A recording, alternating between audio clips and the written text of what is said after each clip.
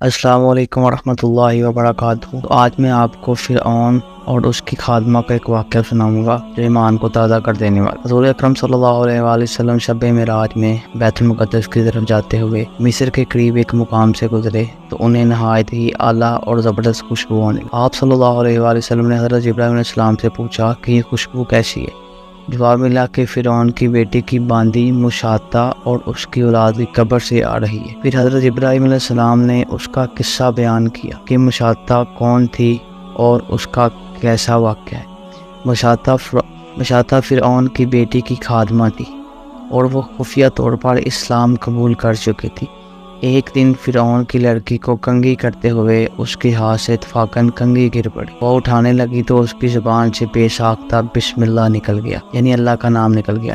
اس پر شہزادی نے کہا کہ تو نے آج عجیب کلمہ بولا، رب تو میرا باپ فرعون ہی ہے، پھر تم نے یہ کس کا نام لیا ہے؟ اس لونڈی نے جواب دیا، فرعون رب نہیں بلکہ رب وہ اللہ ہے جو مجھے اور تجھے اور خود فرعون کو روزی دیتا ہے۔ شہزادی نے کہا، اچھا تم میرے باپ کے سوا کسی اور کو اپنا رب مانتے؟ اس نے جواب دیا، ہاں میرا، تیرا اور تیرے باپ سب کا رب اللہ تعالیٰ ہی ہے۔ شہزادی نے اپنے باپ سے کہلوایا، وہ سخت غضبناک ہوا اور اسی وقت اسے دربار بلوایا اور کہا، کیا تو میرے سوا کسی اور کو اپنا رب مانتی ہے؟ اس نے کہا کہ میرا اور تیرا رب اللہ تعالیٰ ہی ہے جو بلندیوں اور بزرگی والا ہے۔ پھر انہوں نے اسی وقت حکم دیا کہ تانبے کی جو گائے بنی ہوئی ہے اس کو خوب تپایا جائے اور جب بالکل آگ جیسی ہو جائے تو اس کے بچوں کو ایک ایک کر کے اس میں ڈال دیا جائے۔ چنانچہ وہ گرم کی گئی۔ جب آگ جیسی ہو گئی تو حکم دیا کہ اس کے بچے کو ایک ایک کر کے اس میں ڈالنا شروع کرو۔ اس نے کہا، بادشاہ ایک درخواست میری منظور کرو کہ میری اور میرے ان بچوں کی ہڈیاں ایک ہی جگہ ڈال دینا۔ اس نے کہا، اچھا تیرے کچھ حقوق ہمارے ذمہ ہیں اس لیے یہ منظور ہے۔ اس کی دونوں بچیاں اس کی آنکھوں کے سامنے اس میں ڈال دی گئیں اور وہ فوراً جل کر راکھ ہو گئے، کیونکہ وہ اتنا گرم ہو چکا تھا کہ دونوں کو راکھ کر دیا۔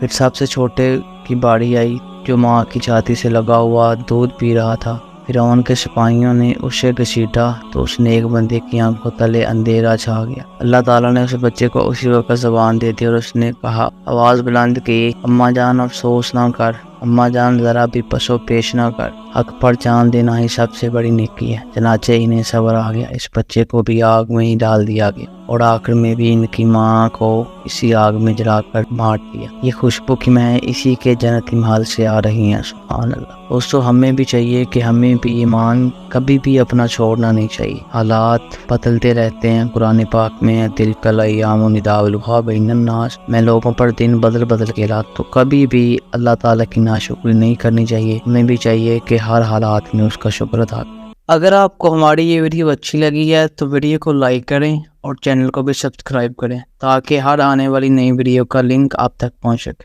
Thank you.